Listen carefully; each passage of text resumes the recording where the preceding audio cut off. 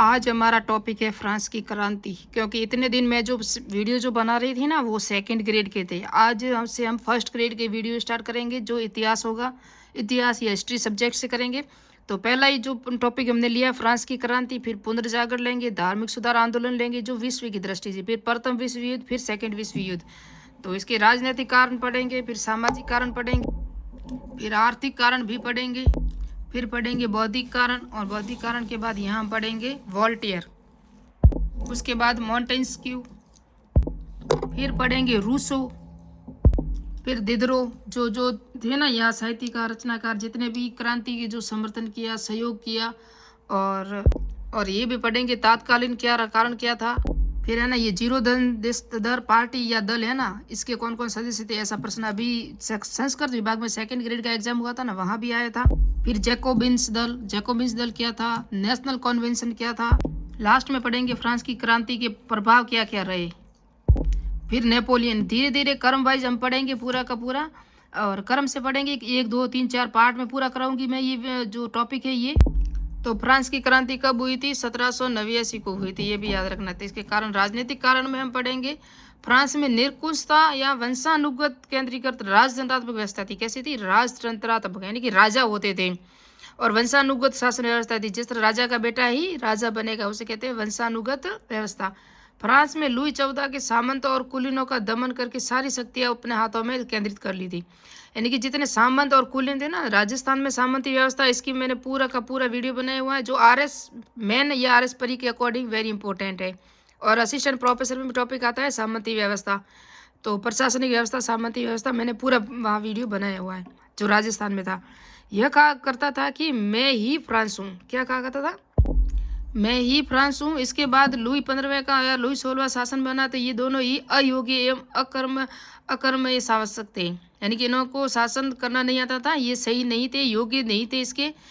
जिस तरह हमने देखा कि जहाँ हमने राजस्थान में भी पढ़ा था मारवाड़ के इतिहास, मेवाड़ का इतिहास, आमेर का इतिहास, जिस तरह पढ़े ना, तो वहाँ भी कुछ अयोग्य शासक थे। जिस तरह से शासन व्यवस्था डगमगाई और एक दूसरे की कहीं हत्या हुई, कहीं युद्ध हुए आपस में ही, उसी तरह से यहाँ भी यही था।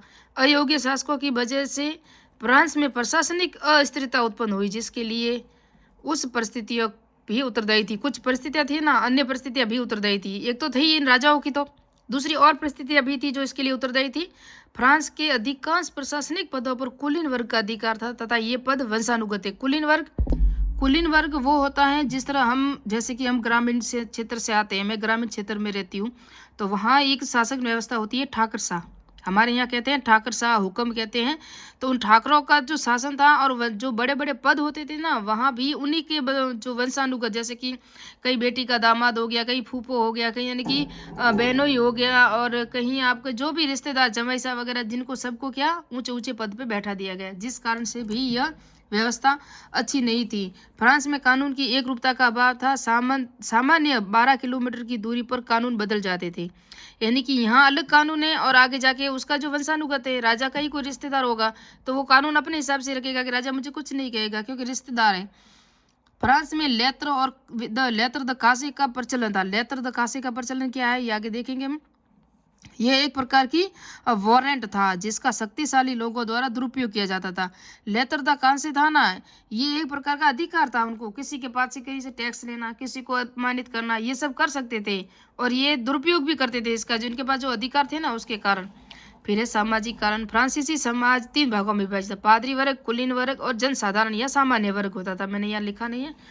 पादरी वर्ग, इसकी जनसंख्या कितनी थी? 1%। कुल भूमि इनके पास, यानी कि जमीन तो 20% थी, लेकिन लोग कितने थे? सिर्फ 1% ही थे। यह राज्य को किसी भी प्रकार का कर नहीं देते थे, बल्कि लोगों से टीथे नाम का कर कौन वसूल करते थे? पादरी वर्ग करते थे। तो ये कर लेते थे, और 20% जमीन भी इनके पास थी, ये कर भी नहीं देते, यानी टैक्स नहीं देते थे, और टीथे नाम का टैक्स भी यही वसूल करते थे। कौन करते थे? पादरी वर्ग। फिर है सामान्य पादरी वर्ग, जो इसी के अंदर आते हैं। इनका जीवन तो जन सामान्य के समान ही था, जो आम जनता थी। दूसरा वर्ग था कुलीन वर्ग, इनकी जनसंख्या 5% और जमीन इनके पास 15%, फिर भी कम। प्रशासन, चर्च व सेना के सभी उच्च पद इनके आरक्षित थे। यानी कि प्रशासन में जितने भी राजा होगा, वहाँ जैसे कि प्रधानमंत्री होगा, वित्त मंत्री होगा, जितने भी थे ना, उन सब पदों पे सेनापति वगैरह सब अपने ही कर्म अधिकारी लगा दिए जाते थे। तो सभी उच्च पद पर इनके ही आरक्षित पद इन्हीं को मिलता था, आम जनता को नहीं दिया जाता था। ये राज्य के करों में पूर्णत मुक्त थे, ये भी कर नहीं देते। जिस तरह पादरी वर्ग है ना, पादरी वर्ग तिथि नाम का कर लेते थे, है ना, देते एक भी नहीं था। और 1% ही थी जनसंख्या, 20% उनके पास जमीन थी, फिर भी ये टैक्स नहीं देते थे। कुलीन वर्ग के पास 15% भूमि थी, फिर भी ये भी टैक्स नहीं देते थे। ये वर्षाएं में रहते थे तथा विशाल विलासिता पूर्व, यानी कि अपनी जो जिंदगी जीते थे ना, आराम से जीते थे, कुछ भी नहीं, टेंशन नहीं, खाना पीना मौज करना। ये अत्यधिक अहंकारी लोग थे तथा जनता को अपमानित भी करते रहते थे, फिर भी इनको कोई कुछ नहीं कहने वाला था। अब है जनसाधारण वर्ग। उपयुक्त दो वर्गों में अतिरिक्त सभी लोग जनसाधारण वर्ग के अंदर आते थे। पादरी वर्ग और कुलीन वर्ग को छोड़ के सभी जनसाधारण में आते थे। इनमें कृषक, पशुपालन, मजदूर, इंजीनियर, डॉक्टर, वकील, व्यावसायिक वर्ग लोग आते थे। ये राज्यों को सभी प्रकार के कर देते थे, पर इनके पास किसी तरह के अधिकार नहीं थे। ये टैक्स तो सब देते थे, लेकिन इनके पास क्या नहीं थे, अधिकार कुछ भी नहीं था। जनसाधारण में भी उच्च मध्यम और वर्ग के लोग आर्थिक रूप से मजबूत थे तथा वे राजनीतिक शक्ति प्राप्त करना चाहते थे। जनसाधारण वर्ग था ना, इनके पास भी कुछ लोग थे ऐसे मजबूत थे आर्थिक रूप से, इनके पास पैसे थे, लेकिन राजनीतिक शक्ति ये भी प्राप्त करना चाहते थे, इसलिए तो विद्रोह होता है ना। पहले फ्रांस में नोबिलिटी ऑफ रॉब्स क्या था, नोबिलिटी ऑफ रॉब्स का प्रचलन था। इसका क्या अर्थ होता है, नोबिलिटी ऑफ रॉब्स का अर्थ होता है खरीदी हुई कुलीनता, लेकिन कालांतर में ये समाप्त कर दिया गया। यानी कि आप अगर राजा हो तो आपका जो बड़ा पद है ना, मैं पैसे देके खरीद सकता हूँ। जो जनसाधारण वर्ग थे, किसी के पास पैसे थे तो वो अपने पद को खरीद सकते थे। जिस तरह आज भी हम किसी तरह से नौकरी में कुछ पैसे वगैरह इंटरव्यू में वगैरह देते हैं ना, उसी तरह से ये सिस्टम वहाँ भी था। तो अब ये समाप्त हो गई थी, लेकिन ये आर एस परी में साथ मैन में आया हुआ है कि नोबिलिटी ऑफ रॉब्स क्या है, तो ये खरीदी हुई कुलीनता थी। आर्थिक कारण में क्या पढ़ेंगे हम। 18वीं शताब्दी के अंतिम दौर में यह कहा जाता था कि फ्रांस संपन्न होता जा रहा है, लेकिन फ्रांस की सरकार गरीब होती जा रही है। ये आर्थिक कारण था। कुछ पढ़े आगे बढ़े। सरकार की आर्थिक विफलता में निम्न कारण क्या थे। अनुत्पादक वर्ग, उच्च वर्ग होता था ना, वो उत्पादन तो कुछ नहीं करता, लेकिन वर्ग उच्च था। राज परिवार का विलासितापूर्ण जीवन, इस पर राज्य की आय का लगभग 6% खर्च होता था। विलासिता यानी कि आराम से जिंदगी जीना, कहीं ऐश मौज करना, घूमना फिरना, जो मंदिरा वगैरह में रहना, मस्त रहना, कोई युद्ध नहीं, कोई कार्य नहीं करना, विकास के कार्य ठप हो गए थे। इस तरह से ये आर्थिक कारण भी उस पर, यानी कि 6% का खर्च भी होता था।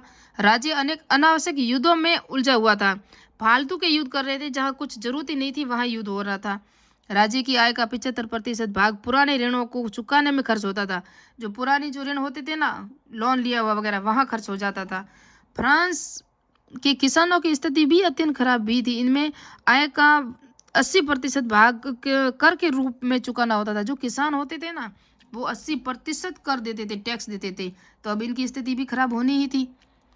80% का कर के रूप में चुकाना होता था। इसके अतिरिक्त उनकी बेगार भी देनी होती थी। कोरबी यानी कि गेबल नामक कर लगता था। कोरबी क्या होता था, कोरबी ये परीक्षा में अभी शायद तो मैंने देखा है कहीं, जो बेकार कर होता है ना, नहीं ये नहीं था, दूसरा कुछ प्रश्न आया संस्कृत विभाग में, असिस्टेंट फर्स्ट स्कूल व्याख्याता में एग्जाम में प्रश्न यही कुछ आया है और इसी से आया है। इसमें अतिरिक्त इन्हें बेगार भी देनी होती थी, 80% कर भी देना होता था, और उसी बेगार प्रथा को क्या कहते थे, कोरबी कहते थे, कोरबी। अब हम पढ़ेंगे बौद्धिक कारण।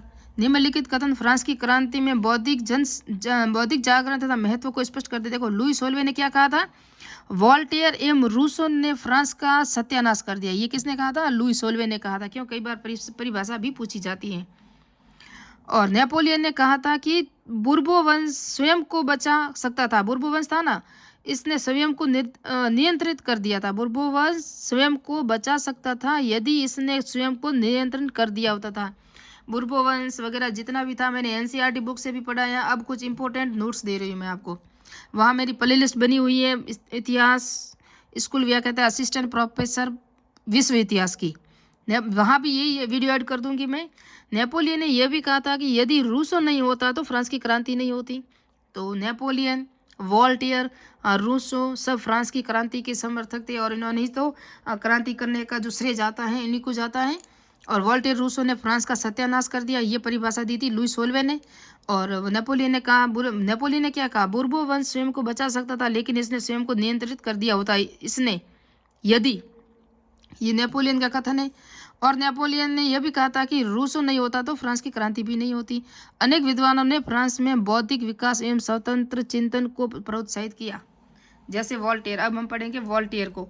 तो वॉल्टेयर विरोधी था धार्मिक आडंबर, चर्च के भ्रष्टाचारों का, कुलीन वर्ग के विशेषाधिकारों का, निरंकुश राज्य और राजाओं का ये विरोध कर रहा था। किसका? धार्मिक आडंबरों का, चर्च में जो भ्रष्टाचार हो रहा है उसका, कुलीन वर्ग के विशेषाधिकारों का, निरंकुश राजाओं का, जो राजा भी नहीं मान रहे थे, कुलीन वर्ग को ज्यादा अधिकार दिए हुए थे, चर्च में भ्रष्टाचार भी फैला हुआ था, उन सब का विरोध कौन कर रहा था? वॉल्टेयर। ये एनसीईआरटी की बुक है, आप देख सकते हो 11 क्लास की। यहाँ दिखा दो वॉल्टेयर ने क्या था, और ये सब है, आप देख सकते हो। कानून का वॉल्टेयर ने एक रूपता बनाई, कानून इस प्रकार बदले जा सकते थे, ये भी यहाँ लिखा हुआ है। और इसके पैतरा तो मैंने अभी देख, ये आप दिख रहे होगा, लेत्रदकासी का उपयोग किया जाता था। तो ये क्या था? ये अधिकारी जो होते थे ना, इसका उपयोग उसके अधीनस्थ अधिकारी प्रशासन के सहयोग भी किया करते थे। यह बिना नाम का आदेश पत्र होता था। क्या? बिना नाम का, जिसमें किसी का नाम लिखकर किसी का भी नाम लिख सकते हो, लिखकर उसे गिरफ्तार किया जा सकता था। और लुई 15वें ने कहा था मेरे बाद परले होगा, है ना, क्या लिखा हो ये देख सकते हो, मेरे बाद परले होगा। ये किसने कहा था? लुई 16वें ने। ये एनसीईआरटी की बुक है ना, यहाँ लिखा हुआ है सारा का सारा। मैं देखा टेस्ट जनरल वगैरह ये सब 13 ना पार्लियामेंट, ये मैंने पढ़ाया हुआ है एनसीईआरटी से। देखो इसकी जो था ना, ये समर्थन क्या करता था वॉल्टेयर? अभिव्यक्ति की स्वतंत्रता, व्यक्ति की स्वतंत्रता, सीमित राजतंत्र, कानून की सरल भाषा, कानून की एक रूपता, दंड व अपराध की अनुपातिकता, यानी कि अब है मॉन्टेस्क्यू की बुक वगैरह ये देख सकते हो। बुक यहाँ भी लिखी हो। ये एनसीईआरटी का जो टॉपिक था मैं थोड़ा सा यहाँ आपको बता दूँ, ये सब देख सकते हो। रूसो और फारस के खेत, ये मॉन्टेस्क्यू ने अपनी रचना क्या थी? फारस के खेत में फारस के रीति रिवाजों, निरंकुश अत्याचारी राजतंत्र का विरोध किया था। ये किसकी थी? मॉन्टेस्क्यू की पुस्तक थी। वॉल्टेयर का ये देश में भ्रष्टाचार को किसको उत्तरदायी मानते थे? ये चर्च के भोग विलास को ही उत्तरदायी मानते थे। जो देश पहला वो भ्रष्टाचार था ना, वो चर्च में भोग विलास का ही उत्तरदायी मानता था वॉल्टेयर। फिर यहाँ देखेंगे रूसो की लिखित पुस्तक सामाजिक संविदा थी, ये पूरा डिटेल से आप देख सकते हो। और मॉन्टेस्क्यू की ये भी पुस्तक थी, the Persian letters, the spirits of laws. इस पुस्तक में दो महत्वपूर्ण सिद्धांत थे, शक्तियों का प्रतिकरण, नियंत्रण एवं संतुलन का। इसने संवैधानिक सरकार का समर्थन किया। अब हम पढ़ेंगे रूसो। आधुनिक सभ्यता, सांस्कृतिक विकास, वैज्ञानिक विकास, निजी संपत्ति की अवधारणा इन्होंने विरोध किया था।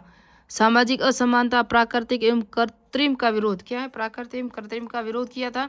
और सामाजिक संविदा इनकी पुस्तक थी, मैंने अभी एनसीईआरटी से बताया आपको। ये देखो इन्होंने समर्थन किसने किया? उसका तो विरोध किया था। राज्य में सामाजिक संविदा का सिद्धांत का समर्थन किया। प्राकृतिक आधार, स्वतंत्रता, समानता, बंधुत्व, ये शब्द रूसों ने दिए थे। आपको पता हो तो फ्रांस की क्रांति से, ये हमारे एग्जाम में भी पूछे जाते हैं कई बार। जनता की संप्रभुता का समर्थन, कानून जनता की इच्छा यानी कि सामान्य इच्छा के परिणाम है। और रूसों ने निरंकुशता शासन को हटाने का अधिकार दिया तथा जनता को निरंकुश शासक को हटाने का अधिकार दिया। निरंकुश शासक को हटाने का अधिकार भी दिया तथा जनता को। सामाजिक संविदा इसकी प्रसिद्ध कृति है। ये देखो दिद्रो। अब दिद्रो को पढ़ेंगे नेक्स्ट बार में, मिलते हैं नेक्स्ट वीडियो में, क्योंकि वीडियो बड़ा हो जाएगा तो दिद्रो को पढ़ेंगे नेक्स्ट पार्ट में, नेक्स्ट वीडियो में मिलते हैं। जय हिंद, जय भारत। और ये विश्व इतिहास का जो भी टॉपिक है ना, 1 2 3 4 पार्ट में मैं पूरा करूँगी। धीरे धीरे स्टार्ट किया है। आज फर्स्ट पार्ट ही है, क्योंकि फर्स्ट ग्रेड है ना, वो जुलाई में एग्जाम है, जून जुलाई में फर्स्ट ग्रेड स्कूल भी क्या था, आरपीएससी का एग्जाम है, इसलिए मैं बोल रही हूँ। तो मिलते हैं नेक्स्ट पार्ट में, नेक्स्ट वीडियो में। जय हिंद, जय भारत। और अगर आपको प्राचीन इतिहास पढ़ना हो तो सिंधु घाटी सभ्यता, मगध का उत्कर्ष काल, और द्रविड़ शैली, नागर शैली, जितने भी बनाए हुए हैं ना वीडियो मैंने प्राचीन इतिहास के, सौरव चौबे की बुक से, तो वो सब बने हुए हैं। प्ले लिस्ट अलग अलग बनी हुई है, आप देख सकते हो मेहर टीचिंग चैनल पे। मिलते हैं नेक्स्ट पार्ट में।